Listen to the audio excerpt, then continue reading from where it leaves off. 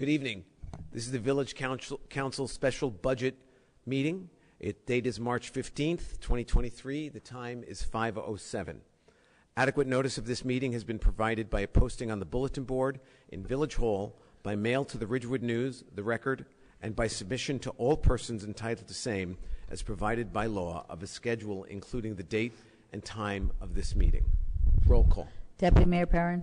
Here. Councilmember Reynolds. Here. Councilmember Whites. Here. Councilmember Winograd is absent. Mayor Raggianos. Here. Will you all join me in our salute to the flag?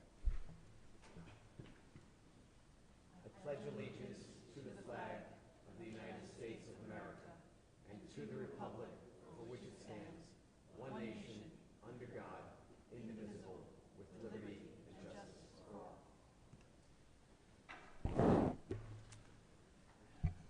I'll now open the meeting up to public comments.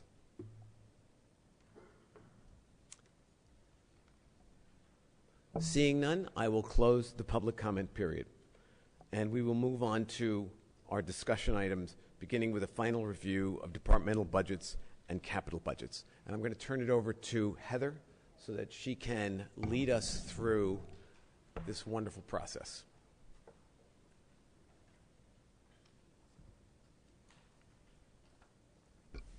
Okay. So we're coming to the end of our budget meetings. You've met with all the individual departments, and now we're getting to the point where we are going to make our final decisions and set the tax rate. So I would recommend that we begin with the capital budget, which is the smaller paper like this. It says preliminary draft, and it says general capital at the top. So what I'll do, and what you're looking at is the final column on the far right. Right? Okay.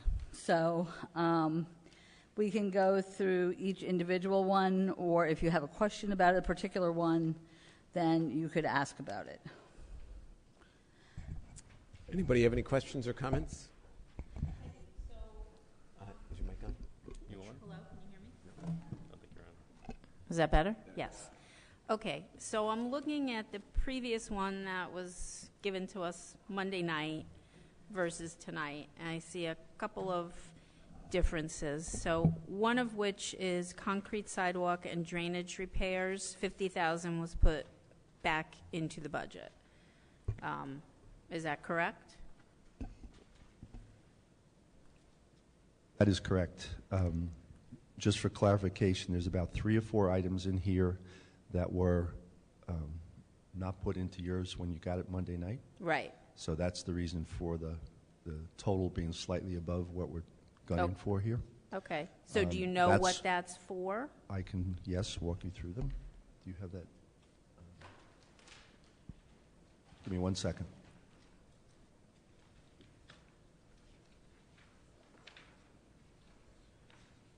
I want the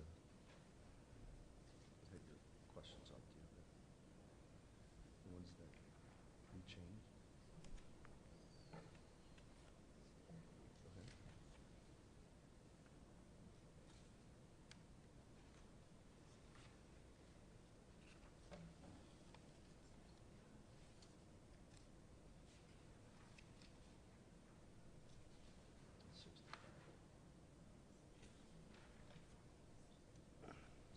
So there were 4 items. The first was the $50,000 that you identified. The next was $5,000 on page 4 for radio upgrades we took out. And then the last 2 were both for $65,000. One was to put back $65,000 for the recycling facility heat and bathroom upgrade, and the other was to remove the truck from water pollution control, $65,000 on the last page.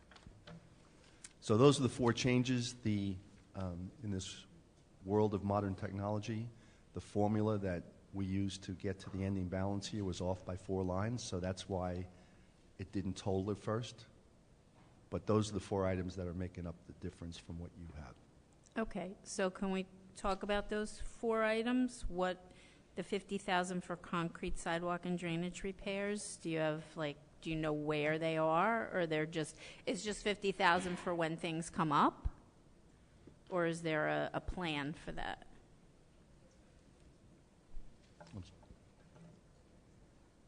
I think it's for overall, it's not one specific. Okay. And then, let's see.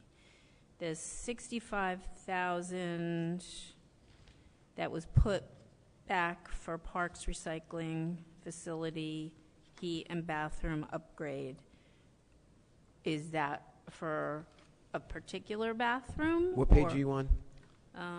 They're not numbered. Oh, Yeah, They're they are. Page in 6. the lower right-hand corner. oh, Lower right-hand six. corner, page Page 6. 6. So 65,000 was put in under, well, it says under traffic B, and then it says parks recycling facility, heat and bathroom upgrade. So, Matt, why don't you come up and answer that? Or is Rich here? Is he online? Are you looking page 6? Or Sean? Looking, Whoever page it is. 6. Page 6. You don't know it was put in because they don't tell you, but I compared it to Oh. the other one, and it wasn't here, and now it's here. Thank you. So down at the recycling center, we obviously share the recycling center and with parks, we share a space there. And currently, we are operating with one bathroom, with one toilet for many years with 27 employees. Okay. And often there's a line to get into that one bathroom. And there's no clear changing area for the guys to change into their street clothes. And in the break room, we're running on a gas-powered wall heater. It's a glorified space heater, and it's not really adequate to heat the space that we have. Okay, so this 50,000 is going to get you a second bathroom? I Or- think that's Signal's doing the work, and they're doing and they're working with engineering to come up with a plan to give us an extra bathroom. Okay, great. Don't move. Use the mic. Please.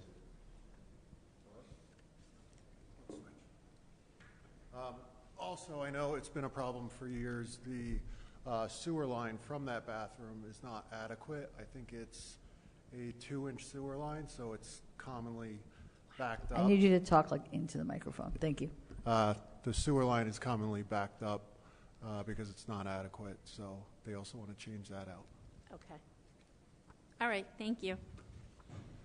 Then the next one is on page 7, under WPC. I guess there was 65,000 in there for replacement of truck number 50, and now it's gone. So, They volunteered to give this up until next year. okay, so it's not a necessity. Okay. I guess those were the questions on the changes, but then let me go back to Shedler. There's an extra 500,000 in there. I feel You're under Parks? under engineering on the page 1, Yep. fourth line from the bottom, there's 500,000 to Shedler,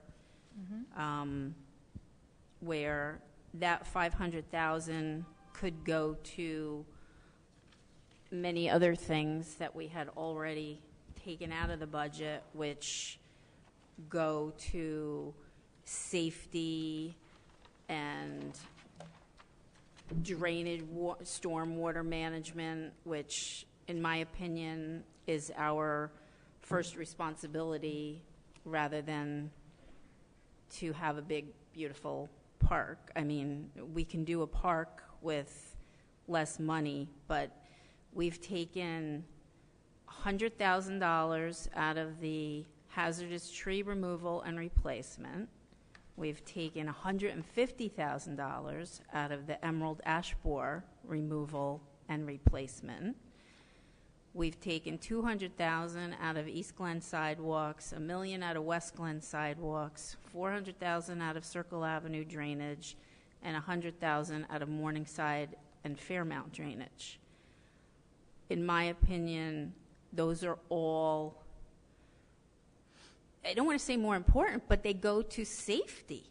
And we have to, our number one priority is safety for the residents. It's not to finish a park. And we can finish a park with the money that we have. We don't need to add another $500,000 to Shedler.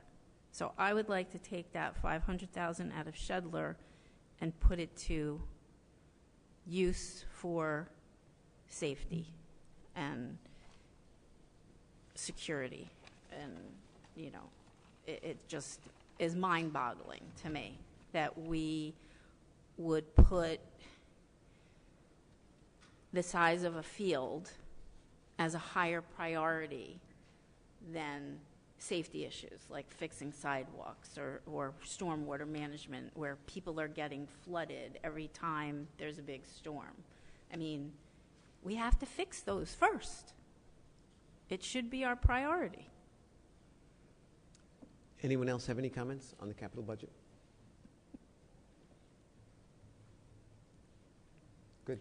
Well, I will say, I want to say thank you to Sean Hamlin for his infinite patience. I know that recycling really needs a truck, and you're not getting it this year, so I apologize. I want you to know how sincere she is. I can't tell you how many times she brought that up to me about the side loader. I want to take a moment and thank everyone here. This is an especially difficult budget year, and all the requests that were put in the budget were reasonable. Mm-hmm. There were no unreasonable requests. They were eminently reasonable. And yet, after we've taken out so many of them, we still have a tax increase that is more than double the tax increase from the year before. And there's lots of reasons for that, and I won't bore you with that. But it is greatly appreciated that you, the professionals, have helped us try and find our way through this, because for us to do this without your guidance is something that none of us want to happen. So again, on behalf of the council, thank you all so much for that. So if there's no more for capital, we'll go into the operating. And I just got to find out. You think probably this is the first one where we say the percentages? Or okay. So this says preliminary draft, and it says appropriations, operations within caps. And it has percentages over on the side, overall reductions. We just wanted you to see that each and every department gave up, a large percentage. Some salaries and wages, some other expenses, some both. So it just depends on the various departments. But, anywhere from, like some of them are giving up almost 90% of an OE budget. And others are, giving up less. But all in all, our total amounts that we've reduced the budget by from our first go-round is how much? How many millions? Close to 5 million. Close to 5 million. So we certainly have, sharpened the pencil and, gotten to the point where we've given a lot. We've gone back to the department heads. They've let us know, where we can take reductions. We've made additional reductions. So we did want you to see, the percentages that came out from each of the various departments, so you were aware. The next item would be this one. Okay, so this one, it says budget reductions, appropriations only. Say that again? Budget reductions, appropriations only. Okay. Okay. sorry, I'm falling off the chair here. So basically, we had asked for various new hires in various departments. The end result is there are no new hires at all in order to save money. In addition, there were requests for promotions and title changes. None of those will happen. There's no grant writer. Overtime for police was cut. Overtime for the hybrid meetings for our IT personnel. Tax appeal reserves. Some reserve for accumulated leave and capital improvement fund. Trust reserves. Eliminate OE for the police department vehicle maintenance. Health costs, we've moved to the grant. Reducing OE across the board, which is approximately a 10% reduction. Reduced salaries and wages. Legal has been reduced by an amount. We're adjusting a retirement payout. Merchant service charges. We're going to start charging for all of our credit card use for our various programs. 3%. Cancellation of emergency and no new website. The next page shows that we actually had the school resource officer in twice, so we were able to restore that to just once. Ammunition needs were increased. We had retirements and police clerical, which are coming out. 3 EMTs, psych exams, because we are not hiring any of the police officers right now for July. We were originally at 5 for July, then we reduced it to 3, and now we're down to none. So we would not need the psychological exams. Taser maintenance and taser supplies are down because the first year it's included. That will go up next year. Street draw software, yard waste, we had a correction there. The health grant is in there. Village manager is there. We put back the money for the, in other words, we're curbside garbage we had considered. We are not doing that. As you know, we're not getting the side loaders. We have closed recycling center we had considered. That's something we put back in. Police new hire reduction to 2, and that was the last cut. Okay, that's the last cut. Physical exams, this is all for the police officers. We had the honor guard in twice, we took that out. Our fire chief came up with various sources of new revenue with increasing fees, which we'll look at across the board for the village, where we can increase fees, possibly in our building department as well, and other departments, a charge, and then a charge to capital projects. So at this point, there are village-wide furloughs in the proposal as well. So those are the cuts and reductions. We have gone through this over and over so that we could, avoid layoffs and or furloughs, because I'm glad at this point that it appears that layoffs are off the table. But for the furloughs, obviously, there's concern for reduction in, production or in efficiency or morale. So, there are issues there, but certainly it's much better than a layoff where people are losing their jobs, especially in an inflationary time. So, you want to go on to the last page, or was there more that you wanted to discuss? Heather, can you give the details on when we say furloughs, what that would entail?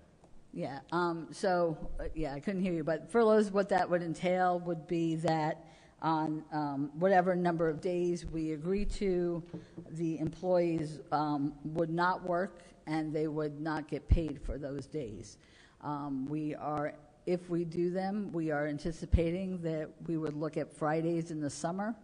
And so basically village-wide, we would not be open except for recreation due to the fact that they do have the pool and the camp that runs during the summer. And so they would take their furlough days probably in the fall, most likely. And they would not close completely. They would rotate so that they had enough staff to be able to staff it each day. But for the rest of the village, it would be whatever number of Fridays during the summertime. It tends to be that there are fewer people who come into Village Hall during the summer. I know a lot of residents do take vacations, or they're on different time schedules than they are during the year. The children are out of school. And so this is probably the best time for us to, if we're going to have a closure, that's probably a better time than in the fall or in the spring. It'll take till about July to get all the paperwork into civil service, because they do require they consider a furlough a layoff, even though it's not a layoff, but it's the same paperwork. And it's a very involved process, getting all the information to them, and then getting their approval. They have to approve it, and then it comes back to us as approved, and then we move forward with the process. So we're looking at, I would say about mid-July, maybe, before everything's done. So it might be July, August, it might be August, September, but basically we're going to try to get it done by September. We're looking at various ways to fund that, so it doesn't, obviously there has to be a reduction in salary to do it, but hopefully not onerously, so that, it wouldn't be entire paychecks, possibly portions of it, or possibly being able to reduce a salary by X amount of dollars that would equal the number of days of furlough. We have to find out if that's possible for us to do it, because that would be the easiest way to do it, obviously. It would be better for our payroll, it would be better for our employees, because it's just a lower salary overall, instead of in some of these weeks getting very low paychecks. I also want to mention this is from the top, from the village manager down through all management, through all employees, except for police and fire, who are actually exempt from furloughs. So it would include the village council, it would include everyone getting a reduction. So, that's what our numbers are based on. And so because of that, that's why we'd have to close, because you wouldn't have the personnel in the field or the personnel in the offices. And, management couldn't do it on their own, plus management, quite frankly, has the highest salaries, so that's where you're getting most of your money to be able to get to that number that you need. Thanks. So, Bob, go ahead. I'm going to waive my stipend. I'm going to waive my stipend. Okay. Thank you. Thank you. I have a question. I'm totally against having any furlough days. I think it would be bad for morale. I think it's bad for our employees. They don't make a whole lot of money to begin with, and to take 6 days of pay away from them, when I do believe we could figure out a way not to do it, would be better. One of the ways, we could, if we increase taxes, I forget where we're at right now, but we're at 4% going to 6%. It's a difference of $7.33 a month to the village residents. I don't think anybody would complain about paying an extra $7.33 a month in order to keep all of our employees working full-time.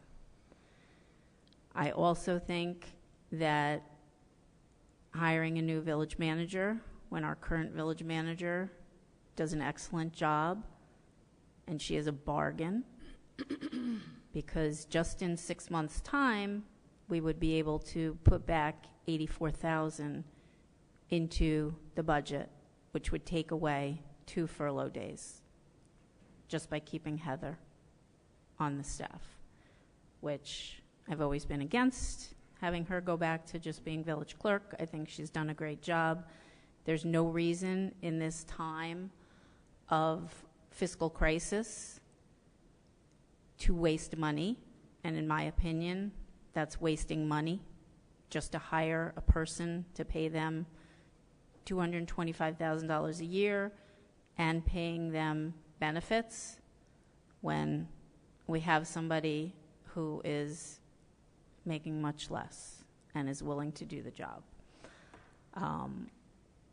We also, if we could take, if we took $500,000 off of capital, that would save us money in the operating budget. Not a whole lot, but $25,000.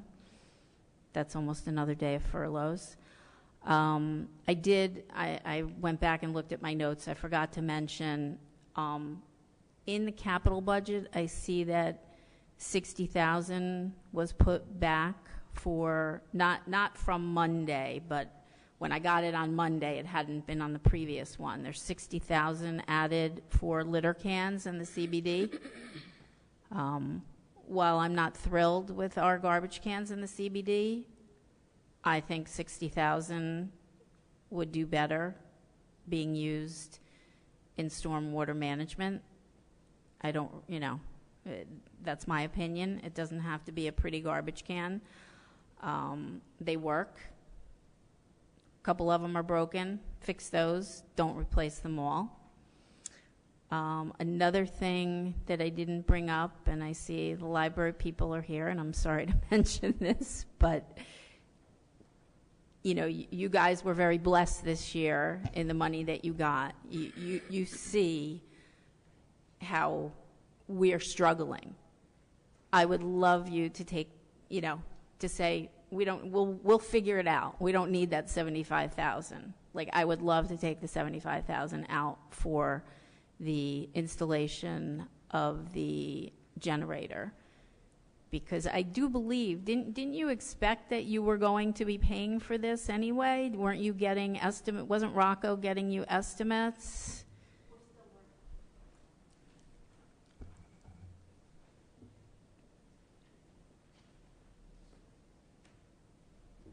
We were still working on getting estimates. So realistically, if the money for the generator installation is cut in half, we wouldn't realistically be able to install it this year anyway. Okay. So for us to give that $65,000 back, It's 75. would be $75,000. I'm sorry, would be reasonable because we wouldn't be able to install without the full capital amount. Well, I appreciate that very much, because when you weigh somebody being furloughed versus No, to and me, we understand. you can't. We understand that our operating budget is in an advantageous position, so Okay. this is probably the only area where we can be helpful. So, Thank you. Thank so you. that is what we That's a shall big do. deal. Yes. Yeah, thank you. That's good. Thank you. Okay, so that was that, and what about the $60,000 for the garbage cans? I don't think we need that. Before, this wasn't something that just came up. Oh, really? Yeah. Okay. I have it in my copy that my master. So All right. I don't have any notes. I didn't to notice take it out. before. Okay, but Could we at least to your take point, it, to Lorraine, can we at least take it down? I kind of agree. $60,000 for garbage cans seems a bit much. Yeah. If the ones have to be repaired, we leave money in to repair them. But that's something we could definitely put off to next year in terms of an overall replacement. So does everyone agree about the garbage cans? Is that an operating? no. No. No, This is that's still in capital. But it'll Well- affect operating and the down payment area. 5%. But Right. I think somebody from traffic and signal should talk to the value of it. And my only concern with that is that it's really not going to have much of an impact on, here, the $75,000 that goes right back into operating, that's almost 2 days furlough right there, which is terrific and a great catch. The $60,000 will not affect furloughs because it's in our capital budget, not in our operating budget. Well, Not to say we shouldn't be just as careful with it, but in terms of one and the other. the $75,000 for the generator is also in the capital budget. But every little bit helps. And if you added Shedler to it, we'd be down a lot in the operating budget. Shedler started at $2.5 million and went down to $500,000. So keep in mind, I mean, your point's well No, taken. but it always starts at $2.5 million, and it goes, last year, we brought it down to nothing, okay? You have $1.9 million still in the not built. Shedler. Right, and we have nothing to show for it because we put nothing into it. It's not because we don't have the money, okay? There's $1.9 million in the Shedler. You want to add an extra $500,000 in a time where we're talking about furloughs. That's not right. We shouldn't be doing that. That's fiscally irresponsible. And that's what you ran on, and that's what everybody ran on. Let's be clear. Even if you took it out, which I don't know that anyone else is in favor of, it doesn't affect furloughs because it's not in the operating budget. No, let Bob speak to that. If you take, You get in the capital by removing something this year, only 5% is a savings into the operating. So it all adds up, but it's 5%. It's not dollar for dollar. right, So if you take the 60 out, you save $3,000 for a down payment. If you take the 75,000 out, you get $3,750 for a down payment. So between the two, you're at $6,750, $6,750. Yeah. but if you take the 500,000 out, you get 25,000. That's correct. So those added together is a day. Right, and I think that, I know my position on this is that the Shedler property has been around for 14 years, and we have an opportunity to complete it, and we need to complete it. And the impact on the operating budget would be so de minimis that we really need to finish that project once and for all. And I know that we differ on what should be done there, and that is an issue in this discussion between you and I. Right. So at the end of the day, we need to finish that up. But that project, I do not believe is going to be finished this year. I think that money is still going to be sitting there because you guys want to do the bigger thing, which is going to cause an encroachment, which is going to cause us to go to the special counsel at SHPO. You also want to hire somebody to help us through that. Where's that money coming from? I don't see that budgeted anywhere. Where's that money coming from? Right, and at the end of the day, the person that we're looking to hire is the person who will give us the opportunity to complete this as quickly as is possible. And since that's really I mean, we can talk about Shedler all night, but I think we might want to save that for when we're talking about Shedler. But if you want to talk about it, No. your call. I mean, I just think that so many things have not been talked about in the public and been transparent. Like, we went from A to B to C to D between the last budget meeting and this, and it was all behind the scenes. I really think the public had a right to know what you guys were thinking about, you know, that the recycling center might be closed on Saturdays, that you might close Graydon for the year, that you might have no more rear yard garbage. I mean, I think the public deserves to know what we've gone through to get this budget to where it is today. And Lorraine, let's be abundantly clear that there were discussions between administration with department heads that all of them cannot take place here because they spent hours and hours and hours going through this. So the discussion about transparency is disingenuous because these people have been working day and night to try and bring us a budget that no one is happy with.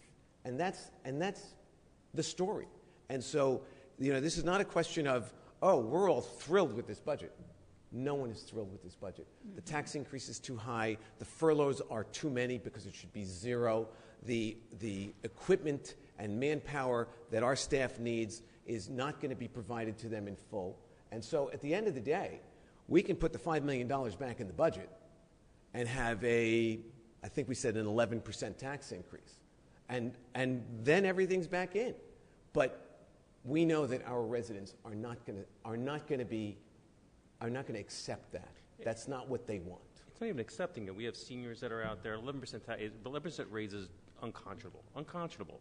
And the fact is, the previous councils had the benefit and had the luxury of COVID money. They haven't had to deal with the unprecedented rise in healthcare costs.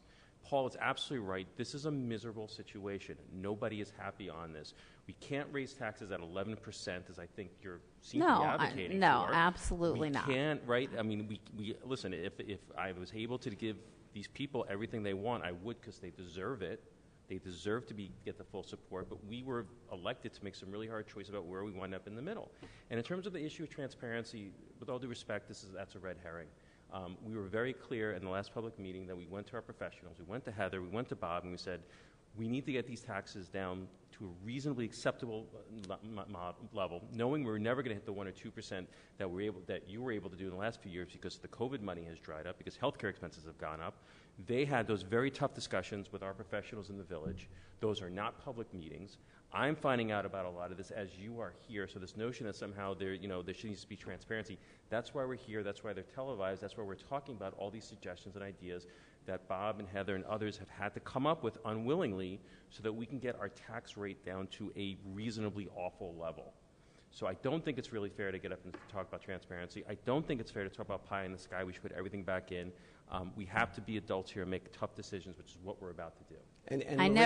Let me respond to that. No, let me respond to that. I'm still responding to what you said, which is at the last meeting, we all, in unison, all 5 of us, directed our administration to go back and do what they did.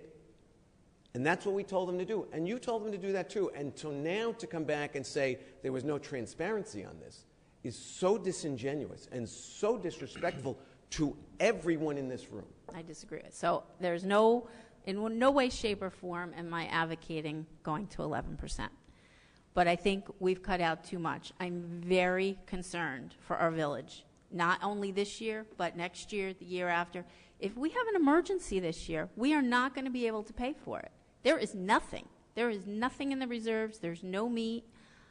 I would like Bob to talk about it after I'm done, because to increase it just a little bit more, like I said, it would be $7.33 a month to get to a more comfortable level. Wait, and that is a very reasonable position to take. We should sit and talk about whether or not this is too deep, whether it is not deep enough, but let's not talk about this process as not being transparent. All right. Fair? But I think fair. Okay. But the priorities, in my opinion, are out of whack. Our main priorities have to be public safety and security. I actually would like the chief to come up, and I want to ask her a couple questions about us not allowing them to hire any police officers and what that means for the future for us, because that is a huge concern for me. And while the chief's coming, can I just ask really quickly about looking at the preliminary draft? When you say estimated 2023 municipal taxes, that's quarterly, I assume?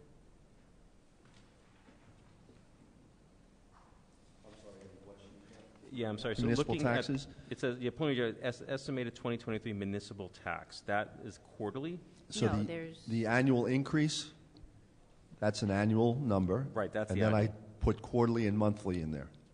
Okay, but the estimated 2023 municipal tax, what is that? I'm not following what that category is. So the estimated municipal tax would be the tax municipal rate.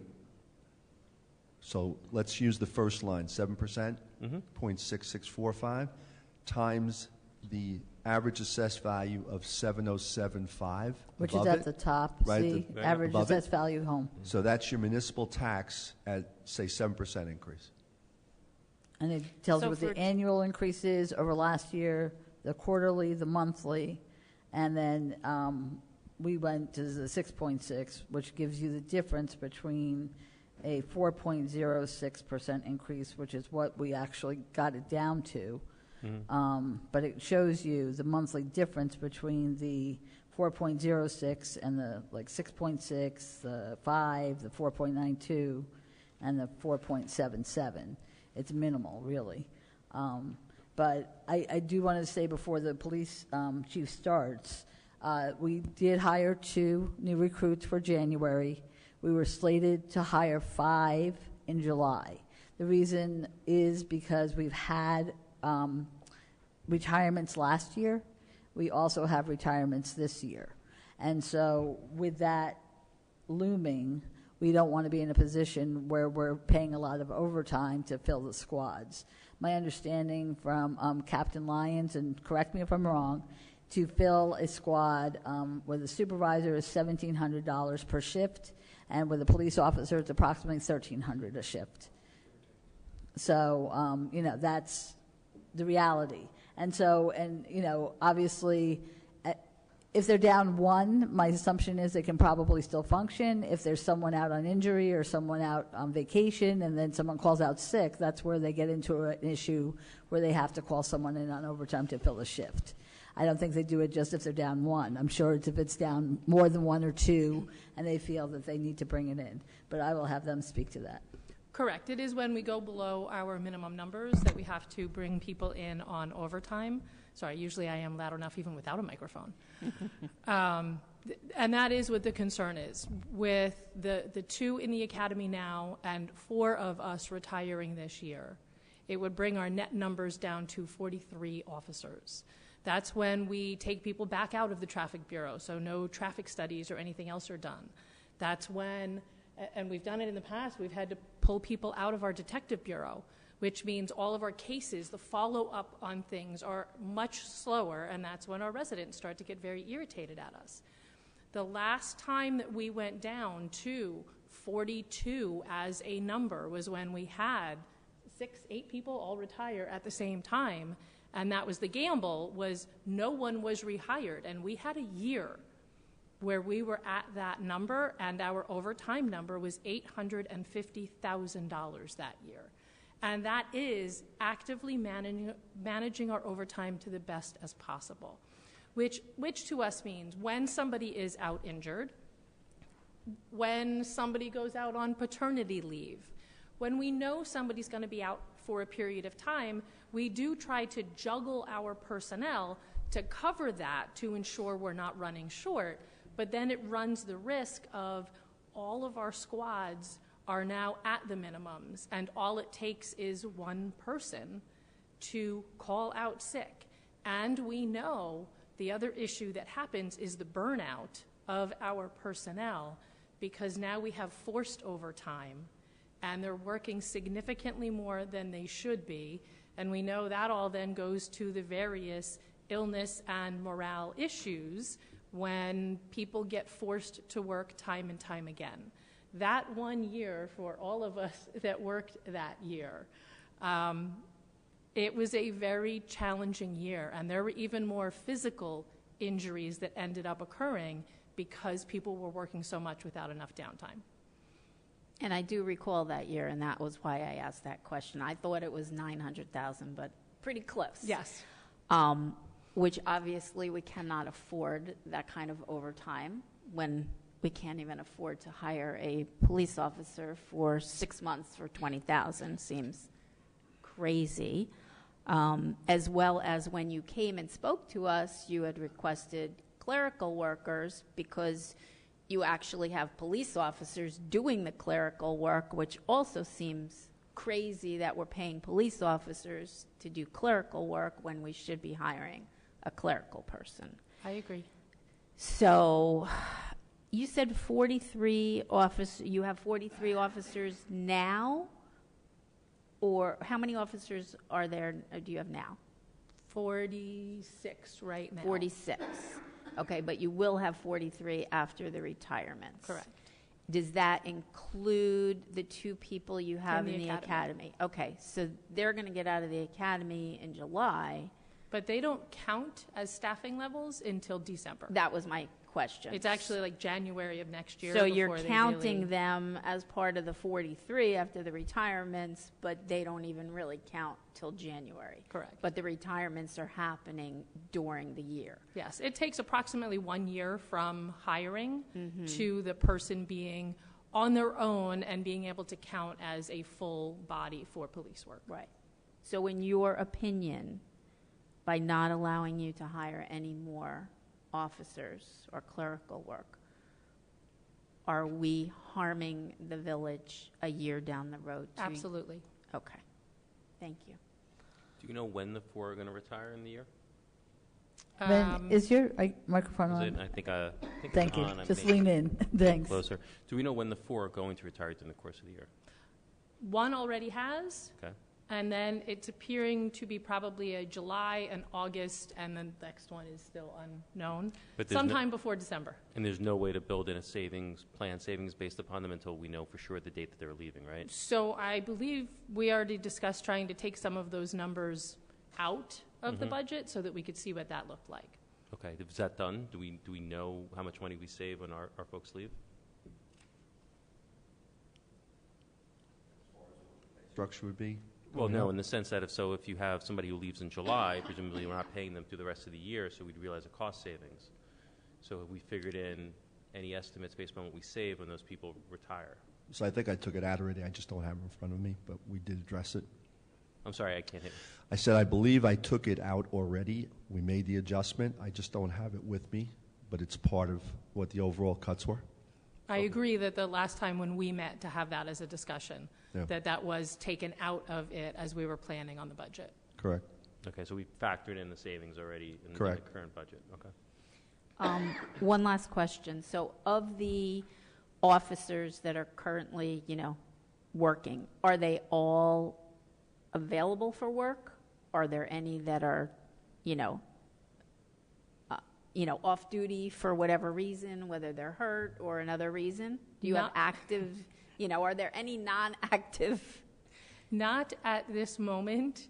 And I'm trying to think, I don't exactly. Yeah. I'm going to knock on wood and go, I don't know, did everybody have their kids already? We may actually be in this weird time frame that we have no officers' wives who are pregnant either. So, but it is so every hard to officer tell. is actively working, as far as And it is just so hard to tell. As we all know, you Of have a course. life outside of Sure. work, and whether somebody gets injured because we're chasing somebody or assisting carrying somebody, it's one of the things that the fire department and EMS and I all have in common is the lift injuries that can so easily occur and have in the history of the department.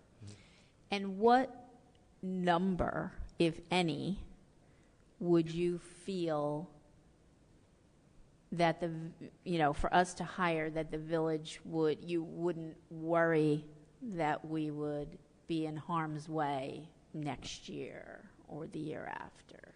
Well, that kind of comes where that initial thought process was 5.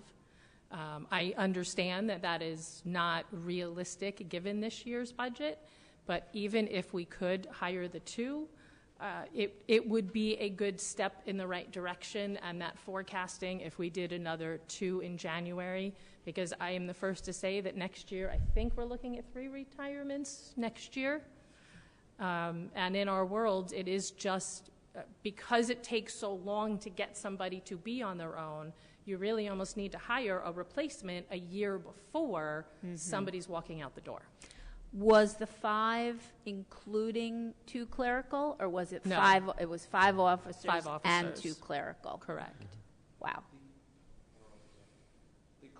Nope. Move over here. Yeah, I'm not sure it's working. So the clerical, as we had discussed, will immediately open up our world and have these police officers that are very well experienced back on the road. That's why I know it might not be feasible now, but keeping in mind that we can have we have a detective and a couple other people just inside doing this work that I don't want you to think is not mandatory. It's mandatory work. It's statutory. It's not like we're just like, hey, let's have them in here do it. It's No, just this not is- mandatory that a police officer do it. Exactly. I It's blame just the not lawyers. mandatory who completes it, but it must Right. be completed. So that's why right now, the only people we had access to were officers, so they've been pulled to handle this. If we can somehow address that, we will immediately have our 2 officers back. And it's only going up. Well, we got to Right. Yeah. So you said also detectives bureau. How many detectives do you usually have on duty in addition to uniform folks? So we currently have 5 people assigned to the Detective Bureau. Sorry, I wasn't talking into it enough. We currently have 5 people assigned to the Detective Bureau. Their schedule varies a little bit. It's not assigned per squad. They Right. are their own unit. Okay. And presumably they would be available in emergency. I know then it slows Yes. down investigative work, but they're there. They can always put a uniform if We absolutely need use be. them on a regular basis when things get busy. Okay. So the clerical position, you have 40,000 down. Is that for a year, Bob? 40,000 for the year? Yeah. Okay. So if we decided to keep Heather, we could actually hire a clerical person and 3 police officers with the money that we would save. So each police officer starting, if they start July 1, it's 20,000? no, 29,650. Say 30,000. Oh, because that includes So- all, okay. Got to get a uniform, physicals, psych exams. That's boilerplate no matter what. And then half a year's salary is $20,000. Okay. So each, I'm sorry, just so I. Go ahead. I want to be clear. It's 30, it's Your basically mic. 30,000, excuse me. Thank you. It's basically $30,000 per police officer for the last 6 months of the year, which is what we're talking about. Correct. And next year their salary would go to 40,000, let's say, just rough numbers, so that you'd add another 20. Yep. I'm sorry, another 20, but that would be their salary, would be 40. Got it. And then a clerical for half a year would be 20. So we could hire 2 police officers and a clerical person for So, July. Let's just clarify. I think there were 3 individuals, clerical we talked about. One was to do what? And the other 2 were just desk duty. Because there was a distinguish between the... Correct, Yeah. and I would almost go, the most important one is the one that we want to do, the video redacting. Okay, that was it. I'm sorry. That is the full-time job for one of the detectives right now. Okay. Is that the records discovery clerk? No, that's a separate, Okay, so it was Well, just a yes. clerical. Yeah, that's the records discovery yes, that is the clerk. records discovery. And then Okay. the other 2 So- totaled 80,000. I had 2 Right. keyboarding clerk in there, so there were 3 in total. So Okay, so the the records records- discovery clerk would be 25,000 for half the year. 25 or 20? 25, because they 25 have for that the down as records clerk. 50. It was 50,000 for the records clerk. Okay, and that's the one you 40,000 say you for need the keyboarding most. clerk. Correct. Right, and this is the one that frees up a police officer. Correct. Okay. So basically what you're saying is that for the cost of a records clerk, we get another police officer. Correct. I'd actually have one of my detectives back to being a detective and not just watching and redacting videos all day, every day. Sounds like a good possibility. Yeah. So if we hired 2 police officers and a records discovery clerk, that's 85,000, and we have in 84,000 for a new village manager for 6 months. So we get 3 people for a new village manager if we kept Heather. I say that's a bargain. Yeah, I'm not in favor of the village manager arithmetic, because at the end of the day, I think that that's penny wise and pound foolish. One of the things we've talked about is that we need more people at the top to make so that there's more time to do and taking nothing away from Heather, who works 7 days a week, but we need more people at the top, and so I think that's where we actually save money in the long run. We spend more money in the short run. However, that being said, I'm looking at my favorite 2 words: rough and dirty math, and I'm looking at $171,000, and I think that would raise the tax rate by about 0.3%. So from about 4.06 to about 4.36 or thereabouts. Can I ask where you're getting 171,000? Let's just see for a second. I'm getting there. That was my question. Where'd you get the 171,000? I'll let you know. Oh, okay, not a problem.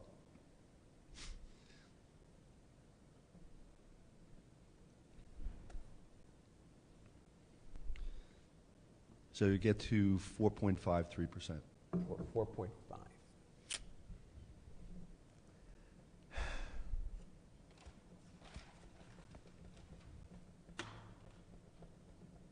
I'm going to think about this for a while. Anybody else have comments or discussion on the operating budget? I would be in favor of adding a discovery clerk. I think that really frees up the police, but that's as far as I would go.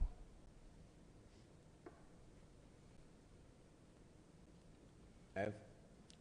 I think it's a pretty compelling case for a discovery clerk, certainly. I want to, obviously, nothing's off the table, but yeah, I hear you. Thank you.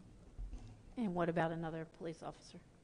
What about 2 more police officers or 5 more police officers? I mean, this comes back to, what's the number of, what's the tax increase that you're comfortable with?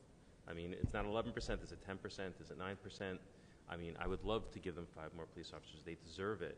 But again, we have seniors, we have people in this community. You can't just throw around their money and expect. I'm telling 5, you 6, how 7, you 8% can keep increase. it at the same amount. And How do we've heard what Paul said about the I agree village with manager. Paul. Listen, I think the world of Heather, but I do think that bringing somebody else in is the right call. I think it's an investment in the future. I agree with that. And Why can't it wait a year? Maybe we'll be in a better position. And then next year, I'm sure you'll make the same argument over and over again. It might not. I mean, we are in a bad situation right now, and we have to be fiscally responsible. Mhm. And I don't think that's being fiscally responsible. When we are short, we've heard from the chief saying, we're in trouble if we don't hire more police officers. If we're not taking our experts' advice, that is not being responsible. Lorraine, for decades, and I can't say since the inception of the village, we have had a village clerk and a village manager. And there's a reason for that, because they're 2 full-time jobs. And so we have made the exception in the last few years. And many of us feel that it's time to go back to that, because it's as important, if not more important, than any individual line item, because now there's the flexibility to forecast and see what's going on. And we can argue about this all night long. You've said your position. So give me a reason. Like, give me, you've always told me, Heather's the best. There's nothing she could do there's nothing that she could do that would be better than the way she's doing it. If that's the case. I just gave you my reason. And so that's why I'm saying we can Your do reason we can is do it's this. a political hit job, is the real reason. Lorraine, I think, Paul, you should we're done with this watch what you conversation. say. Sorry. Paul, I think Point of You're not order. even a little sorry. No, I'm not, because it's the truth. guys, let's move on. It's not. We constructive. know who did not want Heather to remain, That's and it unwarranted. has nothing to do with her ability. Anybody have any comments? Or should we move on? Let's move on. Okay, so I would like you to look at the tax rate Thank you. increases. So at the, Thank you both. thank you, at the 4.06, that includes all the furloughs. If we go to which number, Bob? If we go to 4.77, which is a annual monthly it's a monthly difference of $3.15. Am I reading it correctly? Sorry, $2.60 on a monthly difference. That would not have any furloughs. And just so that's $2,006 per household. How is that? How is the number coming out? Correct. Okay. And Per again, month. it's on the average assessed value. Of 700 of a house worth 700. So therefore, if your house is worth less than that, you'd You pay make less than that. more, If you your pay house is more. more than that, you'd pay more than that. So but- at 477, your average resident sees a tax increase in their house of $241. Right? Annually, Right. quarterly, it's $60.39. Monthly, it's $20.13. And the difference from 4.06 is $2.60. Mhm. So, it's minimal. It does not furlough anyone, correct? Okay. Correct. And then going up, if we're at 4.92, It's $3.15 difference monthly. So we want to be able to fund, if necessary, budget transfers at the end of the year, which we usually need. And our concern is it's getting very tight, as Bob puts it, very close to where we may not be able to do that. And so if we could get closer to the 4.925%, we could certainly do that. It would be much less of a challenge. It would be much less of a concern, because I don't want to run out of money in September and have no bills paid, because that's going to be an issue. And then if we can't go to, if you have an emergency, you can appropriate that money and then it gets paid first in the following year's budget. However, it has to be a true emergency, something we didn't foresee. If we end up doing too low a tax rate, and then we have to go and ask for, because we have to ask the state for permission to grant that emergency. And if they say, well, you made an unrealistically low tax rate back in March, what were you thinking? They would say, no, we're not going to approve it. Then we're stuck. I mean, I don't know what we do then. So, I mean. So can I ask, I guess I have two questions, and I'm sorry, your point's well taken and well said. So you were kind enough to give us some comparisons to other municipalities who've already finalized their budget. And, I mean, we're absolutely going to publish this, but because, I mean, like Franklin Lakes was at 4.67, Hohokus, you said under 5, but Midland Park right next to us 5.7, Ramsey's 8.5. Correct. I'm assuming they're dealing with the same challenges we are. However, there were a couple municipalities around us, like Waldwick and Wyckoff, that came in at 2.5%. My first question is, how did they do it? Much lower expenses, fewer households, fewer. A lot of these, some of them are not in the state health benefits plan, so they didn't get the 22% increase. 23%? 22 is the health benefits increase, and then 7% pension. They did get that, but they did not get the other 22%. That theirs went up less because they may be self-insured.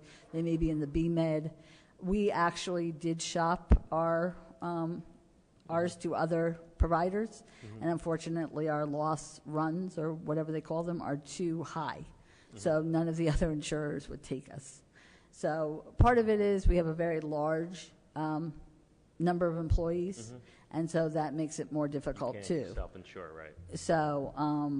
And so Waldwick and Wyckoff, being much smaller, can do that, whereas places like, Hohokus is also tiny, but I would think like Ramsey, to me, strikes us as a more. Well, okay, and then the other thing is that with other places, it was because of benefits, pension, and garbage, because they don't have their own garbage collection. Right, they don't give the and service. Some of their garbage collection increased 90%. So. My next question, so how much money again did we lose from COVID versus last year? If we had an extra $2.6 million, what would our taxable rate be? Oh, you're going to have to give me a few minutes to do that. But I'm just trying to, I mean, what I'm trying to figure out. 390,000 is equal to 1%. So in other words, 10 times. On this budget, we would, if we had the benefit of the $2.6 million COVID money, even at the 4.6% here, we'd actually be dropping taxes, right? Right. You have a benefit. $2.6 million. So a couple of things. Last year, council wanted to maintain a certain level, so we wound up using all $2.6 million to get to that level. Okay, because that's all that was available to us. Right.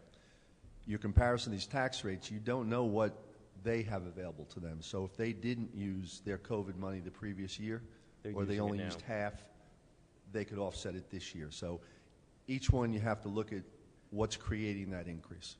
And I assume there was no discussion in the last few years about saving some of the COVID money. It was used solely to bring the tax rate down for past councils. Yes, but COVID money could have been used for a multitude of things. It depends on what the need of the community is. For example, Newark may have used their COVID money for water utility improvements. Right. So everyone had an option as to how to do it. It was available to reduce taxes for the most part and to absorb those losses that we had from the revenue streams, right, to help smooth things out. And that's what we did with it. Because we had revenue losses as a result of COVID. Sure, sure. But I'm assuming not 2.6 million in revenue losses. Absolutely. Right. So in other words, we used it to keep the budget low. And you remember the catch. I can only anticipate what I collect. Right. So it's always a You did. 2-year impact. If I don't collect it, I lose that year, and then I lose the following year. And at the League of Municipalities last year, the talk was, if you have the full 2.6 or 8 million at the moment, use it to invest in capital and equipment that has a 10-year life expectancy. So we used it all in 1 year. Ridgewood has an aggressive capital budget. I mean, for years, we maintain a certain level compared to when I first got here, where police cars had holes in the floors. You know, you didn't have garbage trucks, or you had one for the whole I hear community. you. So we made a big investment to maintain that infrastructure.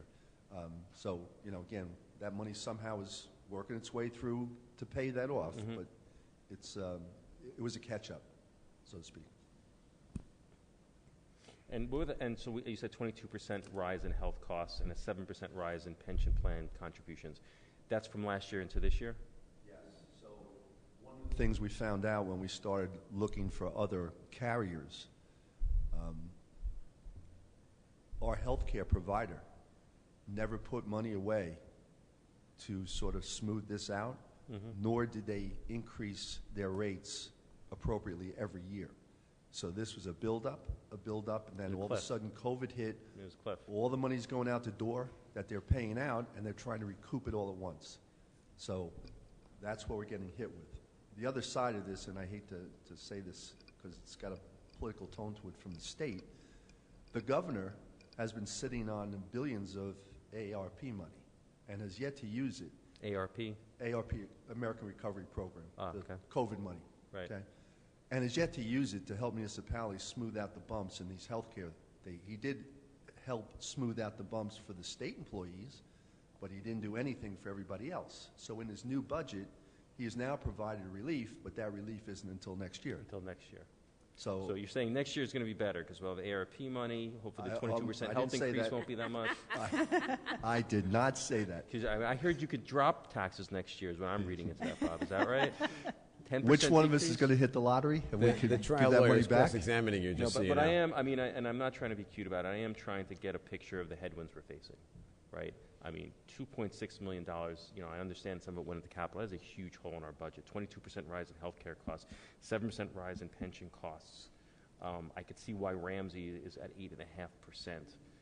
Again, I don't know how much comfort that'll give our citizens when we start talking about some of these tax rates, considering they've enjoyed 1.9 last year and 1.9 I think was the year before. But I hear what you're saying. I'm just saddened by where we find ourselves. But again, understand that's not anyone's fault. Do we want to walk through any of the other departments?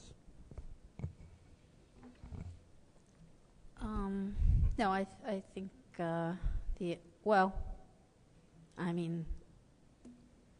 the tree department, parks department, I don't think we should take so much out on the trees.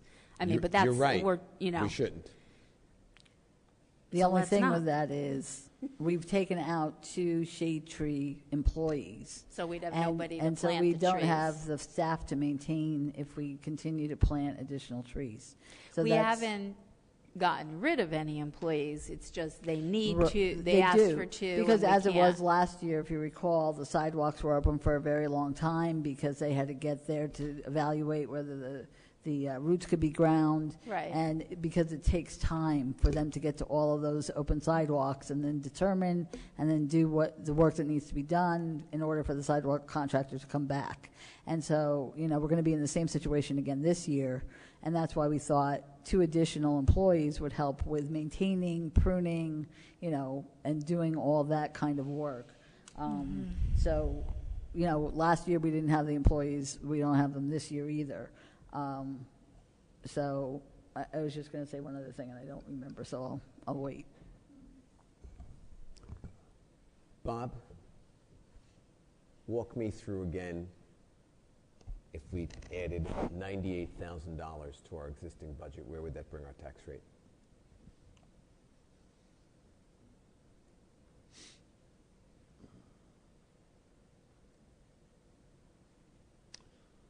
$4.33. Here's what I'm going to propose. That we reinsert one police officer, one clerical, which results basically in 2 more police officers on the street, and we reduce the furlough days from 6 to 5, which I believe is $98,000. And that would give us a 4.33% tax increase. I'm sorry, Paul, you said how many days reducing? 1 day furlough? Yeah, so we have Yep. 5 furlough days instead of 6. Yep. We add 1 police officer and the clerical,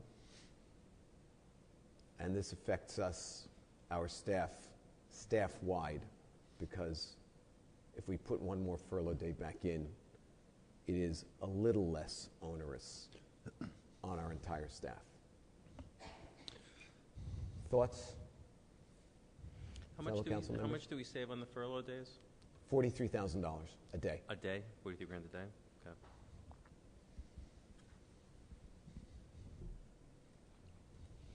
I don't want to have any furlough days. How do we pay for it? I would vote in favor of this proposal. It's a reasonable compromise.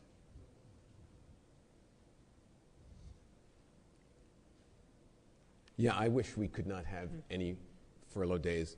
I wish we could hire 5 more police officers. I wish we could plant another $600,000 in trees. I wish for a lot of things. You could plant more trees if you move the We could- 500,000 we could from do- Shedler we to could do trees. we could do lots of things. We could do lots of things. So that gets us up to 4.33%? 4.33? Bob, if we hired 1 police officer and 1 clerical and no furlough days, where would we be at?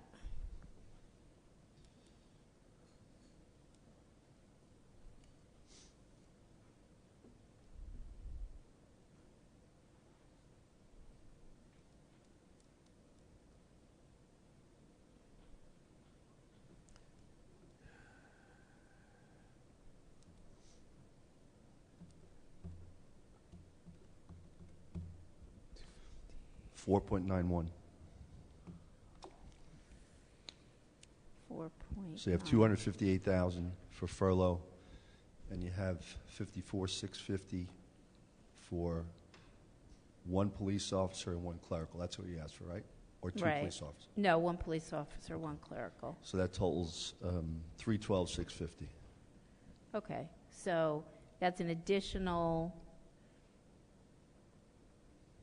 $1.75 per month, approximately, from the 4.33.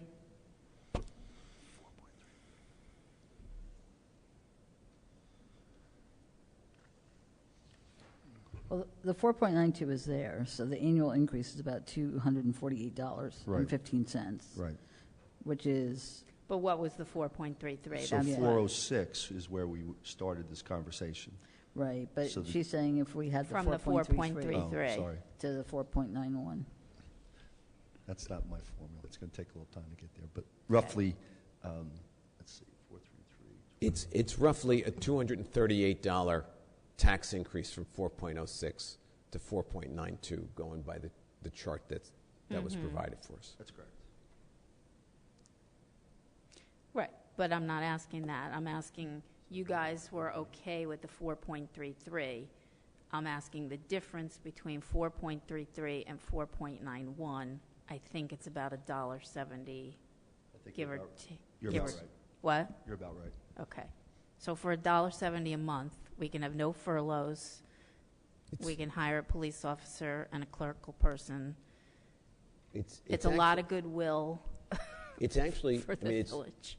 it's $238, we just said it is, over the year, which, No, but you were going from 4.06. Right. No, but what I'm saying is Right. that you guys had said, I'm okay with 4.33. Yes, and that's not a new starting point. I think the way we looked at this is, or at least the way I looked at it is, okay, there are some priorities that we're just going to try and squeeze in here. So it's not a new starting point to say, okay, now we're just going to move, now we're going to inch up from there. Because once we inch up from there, then why don't we put $200,000 in trees in and inch up from there? Why don't we put 2 more police officers in, inch up from there? Again, these are all such critically important priorities that we wish we could have. But I know I was at a place here at 4.06. It was not as low as I think we needed to be. And just in terms of this chart that was given to us about our surrounding municipalities, it was dead in the middle.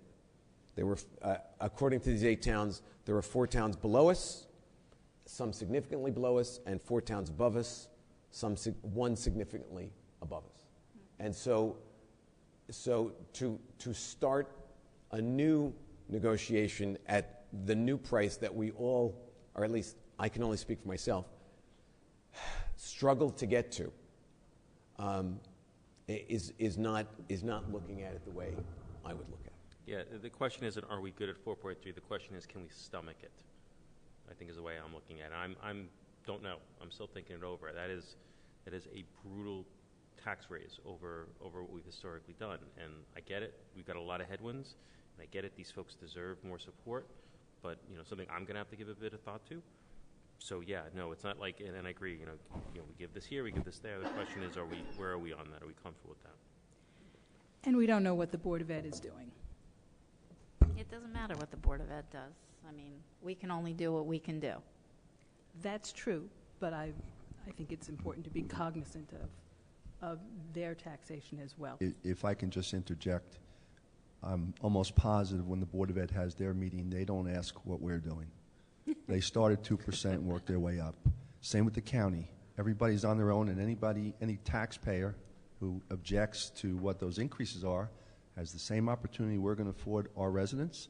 You can come to the meeting and speak at the hearing. So if someone at the Board of Ed doesn't like their increase, they can go and speak at the meeting. But I don't think we should ever, again, this is my opinion, I don't think we should ever focus on what the other ones are doing because they're not providing the services we are. Our residents look at what we provide. And if they're willing to pay for that, so be it. But if they have a problem with it, just like if you're going to recommend an increase of 4.5%, taxpayers can come when we adopt the budget that night and talk about it. And I'm sure you'll get feedback even before that. But the idea is that you're maintaining services. My goal here, I think, should be you maintain the services because we already decided we're not going to get rid of backyard collection. We're not going to get rid of Saturday recycling. We looked at all the things that were not revenue producing to us because that's the only thing that really impacts the rate. But by the same token, I think it's only fair. You're talking about hiring police officers. I agree 100%. But I don't think we want to furlough our people. They work hard for us, and they put out. And it's unfortunate we have to even get to that point. But if we can find a way to minimize that as much as possible, I think that's a good goal to work with.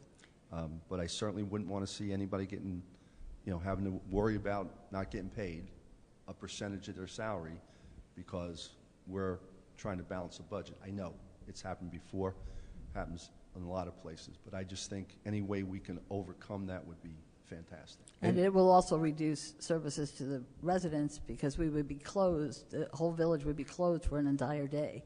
Multiple days, 5 days is what we're at now. So for 5 days, they won't be able to do business with the village of Ridgewood. And that would include garbage collection.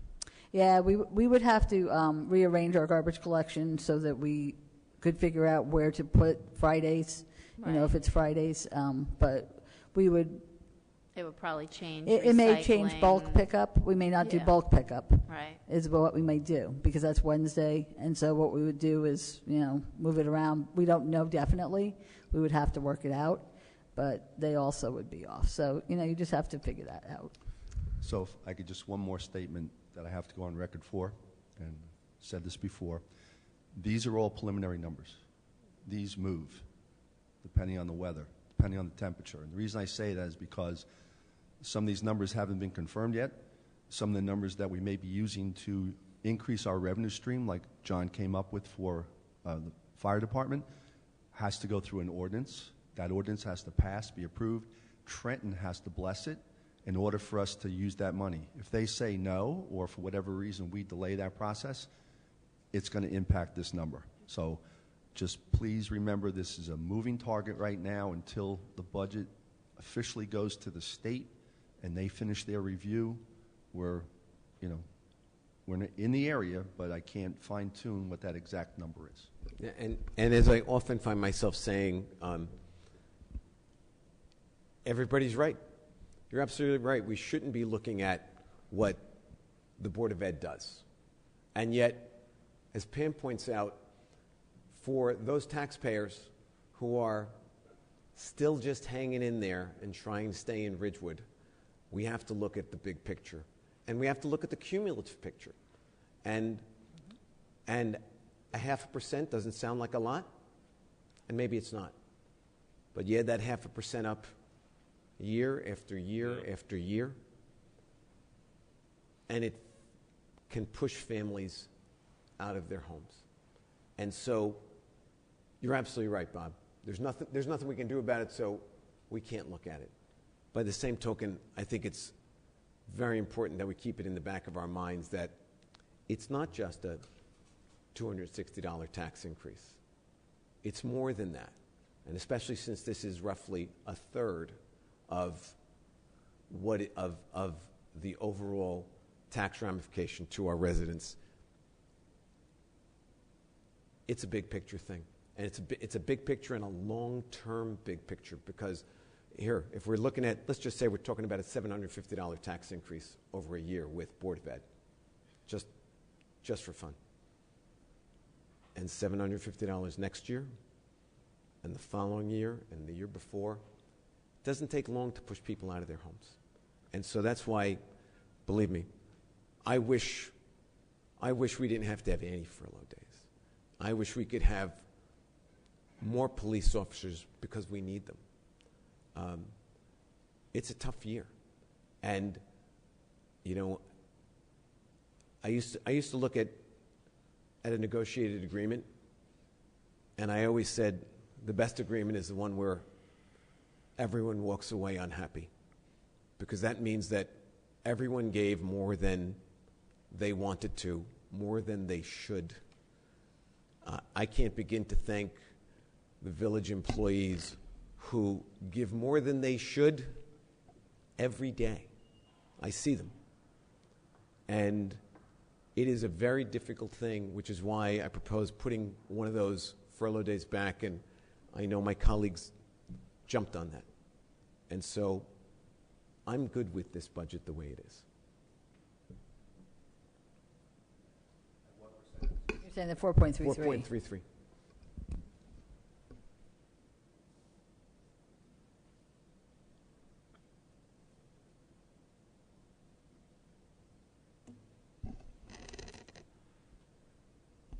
Bob, in your opinion,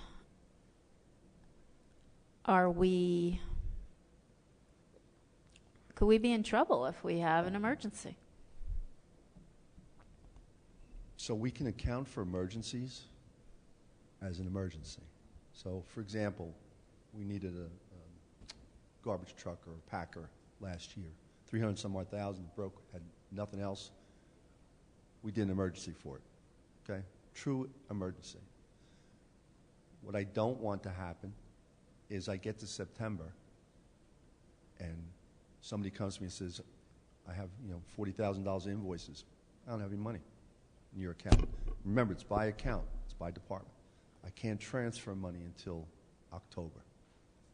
Or, I'm sorry, November. So now I'm short. That's a concern. I can't predict the future, but all these departments know that they got to watch every single penny. There's no buying, a new mailbox, because the old mailbox is going to work just fine. But I'm not going to spend $40 for a new one. But it's things like that they're going to have to be cognizant of. Is it tight? No doubt about it. I've had said this from day one, this is going to be really close to the notch. I just want to make certain we have something in there that we can use if we need to when we get into the latter part of the year. The other concern I have is going forward. When appropriations lapse for not being used, I get to use them in my surplus in the following year. Last year, I was about $250,000 short in what I normally turn over. So let's say I turn over $1.5 million, I was about $1.2 million. So that started the decline of what my surplus is going to look like. So I'm using $4.5 million of surplus in this budget, and that's probably a little bit more than I should, but I'm using it to maintain this tax rate. So it's things like that. We're pulling out all the stops to get to a reasonable number. But, you know, if I had my way, and I don't live in Ridgewood, 10% would be great. But, you know, again, I don't live in Ridgewood, and I clearly understand the impact and how the taxpayers would feel. But I will say it again, they're willing to pay for the services they get. That's all. But the 4.91 obviously would give us a little bit more comfort. Absolutely. Give me 5. I'll sleep better tonight. Well, the 491 just gives you undoes the furlough days, but doesn't give you any more reserves, right? No, but if you gave me 5, I'd be I gave you have 6, a little bit gave you more. 7, right? All right, so 6 or 7, I should run you now. Right. No, it won't. But by the same token, there's a value to not having furlough days either. You'd have all of our departments staffed every single day. You wouldn't have people coming to Village Hall not being able to get a birth certificate, death certificate, whatever, building permit, you know. I'll be candid. I mean, that doesn't bother me as much as the human factor. And that's what I'm weighing on me. I mean, you know, I think you opened up the meeting saying it very well. We're very slow in the summer, a couple Fridays in the summer. If people have to come back on the Monday and it keeps our tax rate a little lower, I'm okay with that. I think what most people are dealing with is weighing the cost to the taxpayer versus the sacrifice we'd ask of our furloughed workers. That, to me, is the issue. The inconvenience, to me, is not, honestly, is not an issue. And I think that's what we all struggle with because, again, nobody wants to make these hard decisions on the people that work hard for the village. And that's to me, is what I'm struggling with. Can we ask Tony Merlino to come up? Sorry, Tony.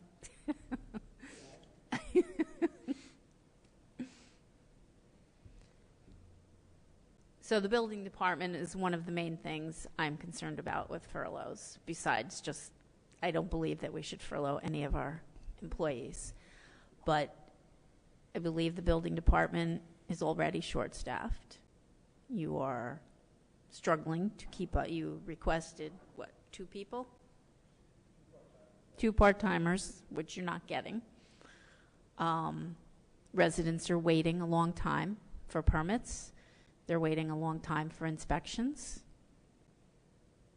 5 less days is really going to create havoc, won't it? Tony, I don't think that your Turn on the mic mic. is working. And speak into it, please.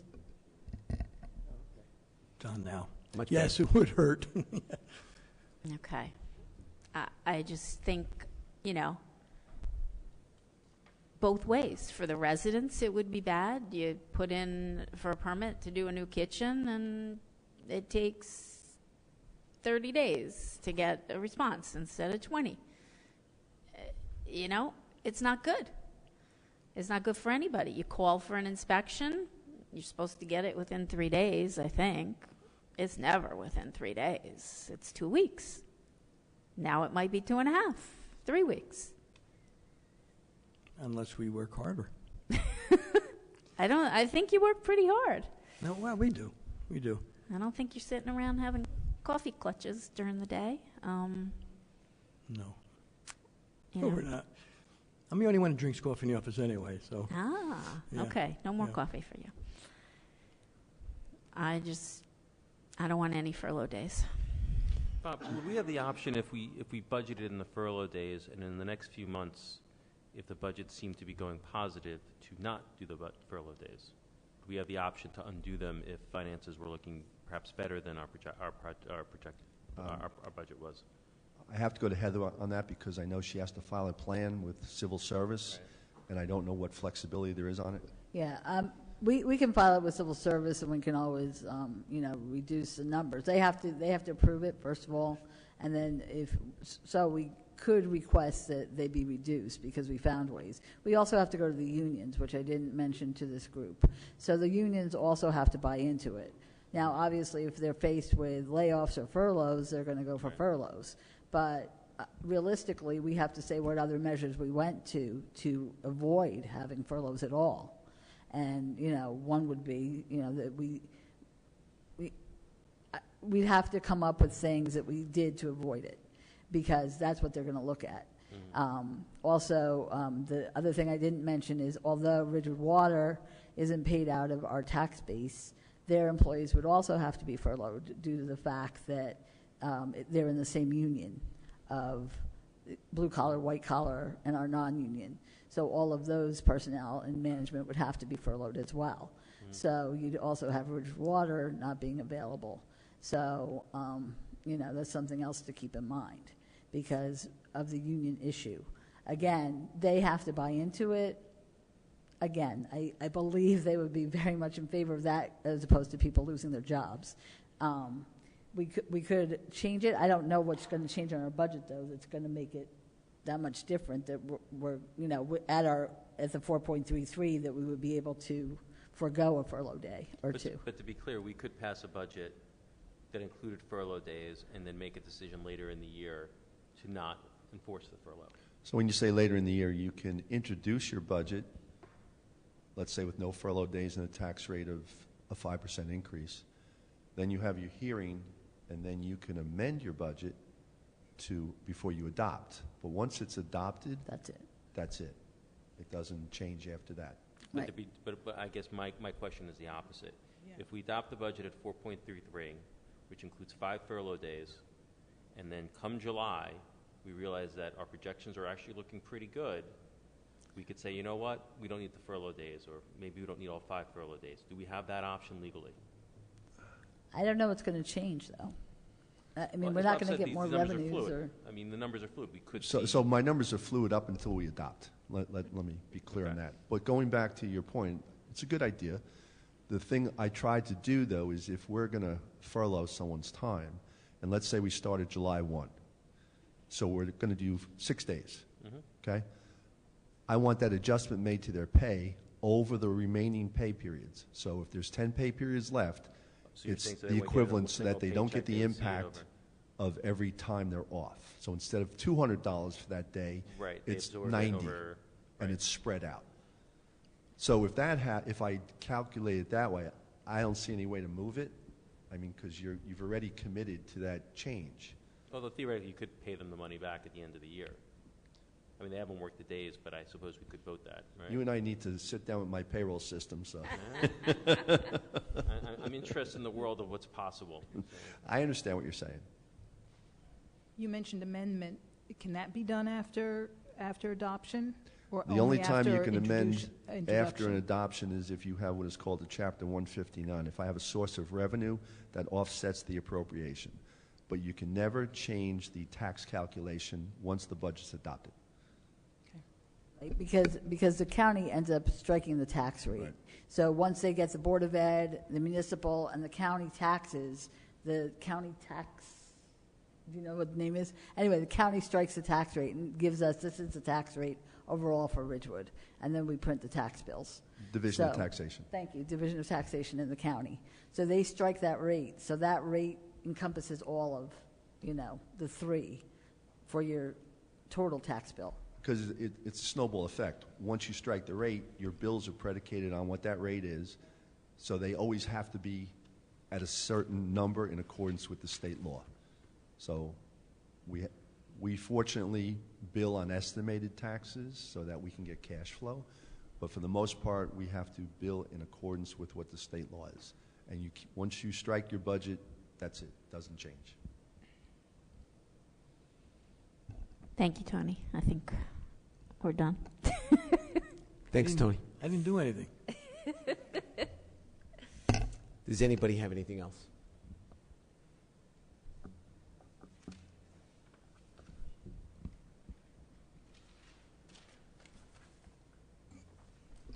So were there any other questions for the staff, do you think? I don't think so. Can you walk us through the process? What exactly happens after today? What happens at the end of this meeting? Give me an idea of how this proceeds. Sure. So if you're going to tell me it's 4.33 increase, I'll start putting my state budget together, and then I cross all the T's and dot the I's to make sure that I have the numbers exact to what goes down to them, and I have documentation for it. It then gets submitted to the state. We already have the adoption date set on the calendar. Introduction and adoption. But in any event, the state then comes back to me with any amendments that they feel has to happen. So there's some statutory requirements as to what a change would require a hearing from the public or whatever. I can certainly give you all that information, but the process, the way it is now, goes to the state reviews it. It's like me getting audited separately. They come back to me, all these questions, I resolve them, then we move on. At the night of the adoption, an advertisement is made 10 days prior to that night for the public hearing. So anyone that wants to speak on that budget from the public can come in and talk about it. And if they have valid issues and you want to address them, you can certainly amend the budget. Depending on the amount of the amendment or what is being changed. For example, if a line item changes by more than 10%, you have to have a hearing and you have to have an amendment. If it doesn't, then you can change it that night and move on. But when you get to that point and you decide the budget's going to stay intact, you adopt it, you strike a rate, and that's the end of it. So we could agree, well, at least amongst ourselves, either agree or not agree on the 4.3, but there would be the opportunity to amend it slightly at public comments, right? Yes. Okay, and when would that be, approximate? So the introduction is March 30th, and then the adoption is scheduled for April 27th. So the amendment, then it would be determined if it's over 10%, then we'd have to have another public hearing on the Somewhere in between amendments. there. And that would be further, like in May sometime. Oh. We'd set another date for amendments. If it's less than the 10%, you might be able to adopt it then, Right. And Yes. then and adopt it. So, but we have to wait for the state to actually come back to Bob and tell him, okay, you can adopt. So there have been times when we haven't heard until like 4 o'clock the day of our adoption and public hearing that we got approval. So, but we usually, but he goes back and forth during that whole month many times. This is a daily thing. So I need to know by the night of introduction, please at least give me a day or two, to know where you want to be. And then we prepare the resolution, and I prepare the state document, and then the clock ticks on the state's review. Heather, can I ask you a question? I don't know if have you ever been through furloughs before since you've been here? I actually have only been through layoffs, but a furlough in civil services eyes is a layoff, so it's the same paperwork that's required. It's a laborious process. You go through and you identify the employees involved. You identify what unions. There's a racial makeup that you have to submit to civil service of the employees being furloughed. You have to describe what other measures you took to avoid furloughs. You have to indicate and get a sign-off from the unions that you've met with the unions and let them know that these furloughs are going to occur. And then they have a certain amount of time to review the furlough plan. They civil service, then civil service comes back and says, okay, we've approved the furlough plan, and then we have to notify all the employees through a written notice that they are being furloughed for X number of days, and then there's another time period within which it just basically is another time period. I want to say it's another 30 days, and then it occurs. So we indicate what date we're anticipating starting the furloughs, and then we go from there. So could you, in any way, shape, or form, estimate how many hours of work that would be? It's a lot. It's a lot. I would guess, gosh, 35, 40 hours, maybe total, because you have to make sure all So the like employees a are, week's worth. in where they should be. Eventually, you have to do all the notices, obviously, the form letters, but you have to prepare them. You have to have the employees served with them. They have to sign off that they've received them. It's a process. And then, like, similar to the budget, civil service may come back to us and say, well, we need more information, or we need you to clarify this point in your furlough plan. Usually it's a layoff plan, and again, they consider it a layoff because it's less work time. So it's the same work you would do to do layoffs. Okay, thank you. Anybody else?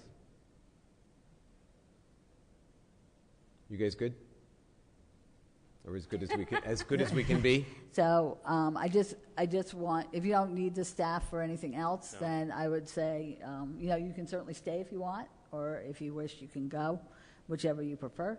But I just thought that this way you would at least be here in case there were questions. Thank you for being here. I appreciate it. Yes, thank you all for being here and taking time out of your schedules, because we didn't know how many questions we were going to have.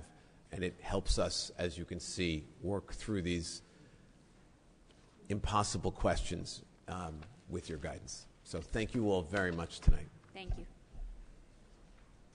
And with that, I will open up public comment. I want to make sure we're all in agreement with the, sorry. except I don't know where we're at. I'm not in agreement. Okay. Clearly, I'm not. Okay. So, Yeah, Evans. so Council Member Reynolds, what would you look at as an increase?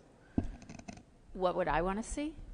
I would want to see no furloughs, and I would want to see our CFO be comfortable in case the unexpected happens, or that he's not worried we're going to run out of money by September. Okay. And I would also like to see priorities be more aligned with what I feel a village council's job is, and safety has got to be number one, and trees are huge on a priority list, and we are not looking at either of those, in my opinion, and stormwater management. Those three things have got to be 1, 2, and 3. I don't know in which order. I guess safety first, but we are not addressing trees or stormwater management. Okay. And those are much more important than a field. Okay. And Council Member Whites? I mean, listen, I kind of went into this process really saying 3% I could stomach, 3, and then it rose up a little bit. At 4.3%, I'm not comfortable. I'm not sure I'm comfortable cutting more though. So I'm at a very uncomfortable point. If there's a way to keep the tax rate at around the 4.3% with avoiding furloughs, if there's anything else you can think of. I've gone through the budget several times. I mean, I don't see where we could do it, but you guys are the professionals. If there is a way that I think we could get what we want in terms of some of our priorities and avoid furloughs, I'm all in. It sounds like perhaps start working on the 4.3 budget with the furloughs. Perhaps, public comments, there might be some slight changes. Listen, it sounds like we're close. I mean, I'm not sure, Lorraine, what point you're okay. I'd love to have a net unanimous vote on this, and where we all kind of have to be adults in the room and realize we're all going to vote for something that either the village residents are not going to like because we're raising taxes, or the village employees are not going to like because they may have to be furloughed or they're not getting all the things they want. Like, at some point we have to, that's why we were elected, to make really hard decisions. But I believe we should probably move forward with preparing the 4.33, but I'm certainly open. If there's anything else we can do to avoid furloughs that meets our priorities, I would be completely in favor of. Deputy Mayor Perrin? In light of the 7% inflation rate, I think 4.3% increase is reasonable. I'm impressed with this solution of 5 days of furlough. When we were in the federal government, they would furlough us for 2 weeks at a stretch. Mm-hmm. And no smoothing out of your loss of income. I think that's when I had to sit at your desk. But I'm in favor of the 4.33. And I also, I'm hopeful. I think there's about $169,000 left over in the capital budget for trees, and if we can use that for planting, I'm in favor of using it in that way. And Mayor Vagianos. Yeah, I don't like this budget at all. The only thing I don't like are the prior budgets that we looked at. And yeah, Lorraine, I wish we could spend $600,000 on trees again and $215,000 on furloughs and another $200,000 on police officers, and then we'd have something like a 7% tax increase, which is unsustainable and unfair to the resident taxpayers. I will live with the 4.33%, and just to be clear, and I have said this to administration, when I was with the state of New Jersey, I was on the wrong end of layoffs, and it didn't work well for me. And so while these furloughs are clearly distasteful, and the truth is they're more distasteful to the staff than to me, this is, I believe, far less distasteful than layoffs, which has been done before by a council. And I applaud Bob's effort that the goal to have the furlough days over the summer, when, while our services are still very important, there is some less demand for it, but then to spread that pain out over the balance of the year, if you can achieve that, I think is what we all want to do. So there's no happiness with this budget for anybody, but I will support it. Then we have our direction, so Yes. thank you. And with that, I will open up the meeting to public comment. Anyone? Is there anyone online? No? Okay. Nope. Is somebody on the phone? No? Go ahead, Ann. Good evening, Ann Loving, 342 South Irving Street. Sorry that I arrived late, but we were actually listening to the entire meeting. Thank you for making it available, and thank you, Councilwoman Perrin, for sending me the link, because it was not available for most of this day. Just a couple of things to say in no particular order. One is, if I heard correctly, I know this isn't happening, but it was somehow discussed that maybe Graydon wouldn't open at all. Graydon makes money, so I just don't understand why that was ever even part of a discussion. Another is, I believe a question was asked this evening by Councilwoman Reynolds, where is the money for legal advice on Shedler coming from? And I don't think that question was answered. That would be apparently the legal advice to figure out a way to get the historic designation overturned. That question was not answered. It's apparently not in the budget, but it's going to be spent somehow.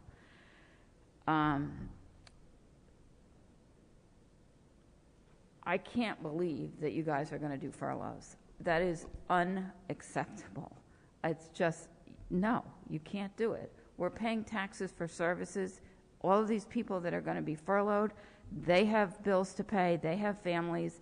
It's disgraceful. And it doesn't ring true when 3 of you are saying, well, I don't like it, but we have to do it. Or I don't like it, but it happened to me once upon a time. It's unacceptable. We can't do this to our employees, especially when you are, dare I use the word, obsessed about spending all this money on this field at Graydon. It's Shedler. Disgrace.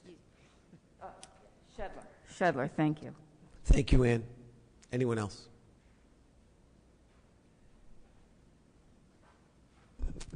Boyd A. Loving, 342 South Irving Street.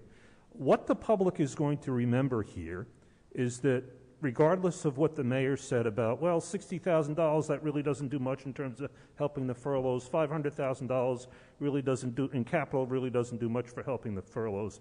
What the public is going to remember here is they're going to remember that you authorized $60,000 for the purchase of new garbage cans, and I will say this, that is someone's pet project. $500,000 more for Shedler, $225,000 for a new village manager. The public is going to remember those expenditures and remember that people didn't work for 5 days during the course of the year, in part because of those expenditures. I like the term my wife used. That is disgraceful. It is disgraceful that you would continue with projects like that when people are being furloughed 5 days. It is disgraceful, it is unacceptable, but I understand you're going to do it anyway. Thank you. Thank you, Boyd. Anyone else? We have one online.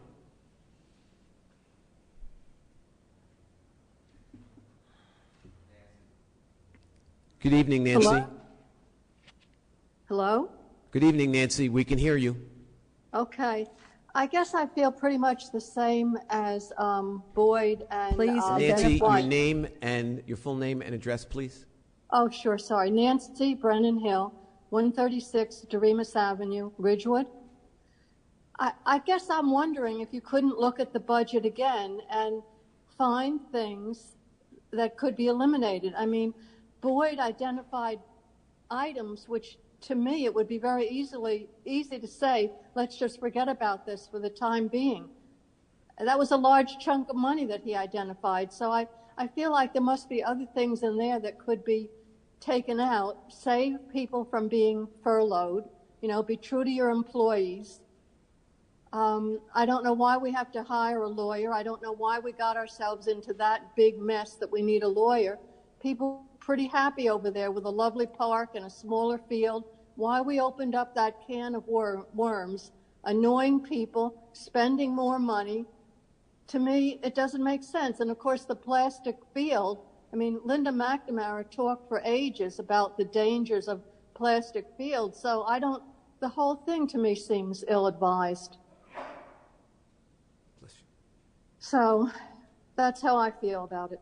And I say thank you for speaking up for trees because, water, clean air, trees, they're sort of the essentials of life right now.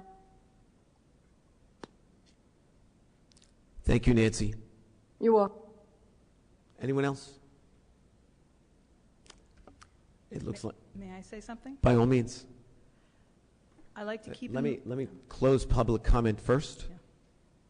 Thank you. I like to keep in mind that a significant chunk of our tax revenue comes from the businesses in town, particularly in the central business district. And if it looks crappy downtown, those businesses suffer. And those garbage cans, if you've seen them, look terrible. And I certainly have received lots of complaints about them. It is important for us to help our businesses thrive so that our tax revenue will be maintained from the business community and our residents don't have to absorb what the businesses aren't paying us. And so for that reason, I don't think purchasing garbage cans is a pet project. And I just wanted to make that comment. I want to make a comment, too. I disagree with you, Pam. I think $60,000 could be spent much better priorities. The cans that have the lids that fit, they're fine. There's nothing wrong with them. Maybe some of them need to be replaced, but not all of them. And I just wanted to clarify what Ann Loving said. We are not hiring a lawyer. I guess there were 2 notices put out last week and the week before. It was thought that this person, Peter Primavera, was a lawyer. We paid for 2 notices that were improperly noticed because he is not a lawyer. He is a consultant. And I don't know. I'm hoping, from what I understand, he's going to be brought to a council meeting where we're going to be talking to him in public. He has not been hired yet, as far as I know. And yeah, I may not know everything. Sorry. I have to say that. So he's not a lawyer. He is a consultant, and hopefully he will be here at a public meeting where hopefully other residents can ask him questions as well as the council. I'm not sure about that, but I just wanted to clarify that. Anyone else?